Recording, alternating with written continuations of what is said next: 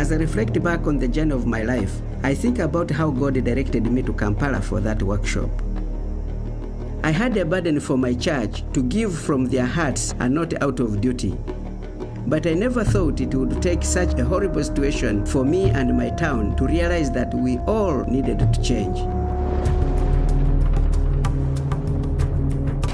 In 2001, the ADF army overtook many regions of western Uganda, forcing over 80,000 survivors into the turmoil and destitution of refugee camps.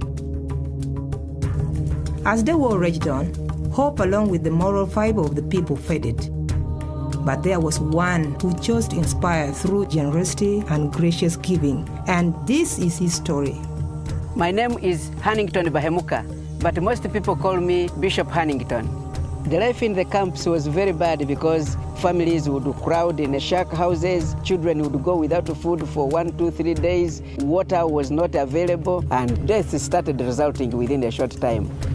Kandi obwiro butwararaga njala tugiesara kwabagure mwaka gwa kumurwenda kienda na msanji bakabona obulemo baka hoyo mabara kwenda skulu bakabalaga kitabo kigabura ndio bakala kubona bona. How can I, Lord? How can I help them out of this situation? While everything around him was disintegrating, war could not destroy Hannington's commitment to effective stewardship. The Lord spoke to my heart about putting into practice what I had learned at the International Steward Workshop. I had been taught that everything we have belongs to God. So even in this refugee camp, God has put abundant resources for his work. So I called upon the believers to start sharing what they have with the needy. Kuruga Obispo Hannington Bahemuka akutuleteraga bageni batwegesia kigambo kyokugaba. In the camps, we started a campaign to provide blankets to the orphans, and it was the first time we saw the principles come to life. Niwaga bali kurungi nkamumanya nanga kanyambatina ku. After 2 miserable years in captivity, it was safe to return home to Bundibujo, only to find that all had been destroyed. The houses had been torn down, the farms had nothing in them, churches had been demolished, schools were devastated, so we started from scratch. Tukaba tuli omukasomya komuhito kubonabona n'amajunega kaniye hawe bizibu ebituli nabyo mu makanisa abantu kyabangwera kuhayo sente. The need seemed too great, leaving the people asking the all too common question, how can the people from the West help us? However, Hannington inspired his people to ask a different question.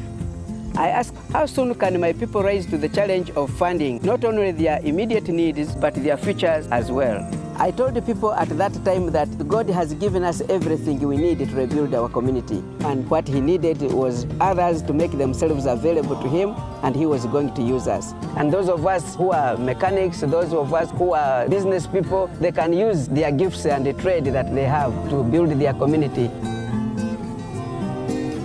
He taught us about giving, and through that, the pastors went around teaching. So through that, the message was spread.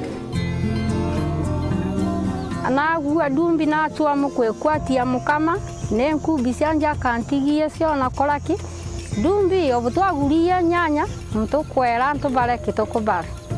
One by one, person by person, the idea caught on, and before they knew it, the town was being transformed.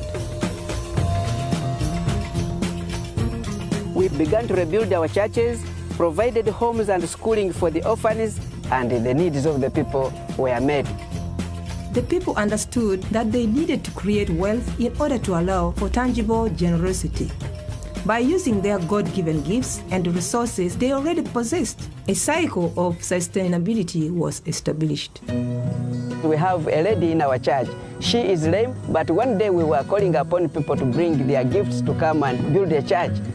Katanika bakageba tiakwesa mtima wanje kina yankoko mana wanje kamwibia kamwaya bo mana wanje ne kanisha foto yamba. And today the church she worships in is made of bricks, and we look at that as a wonderful example of gracious giving. Children of the earth. Tingisie kavo kandi tukwegwa gantu onjera kimo kolera ruhanga mukyalo engabanija yatunga kutokale. And this message can work in every situation, in every country, because surely generosity is transformational. Out of the jungle of war and destruction, one pioneer leader, inspired by generosity, shared the vision with his community. No longer waiting for outside relief, the grace of giving has replaced a welfare mentality, and an entire town was rebuilt.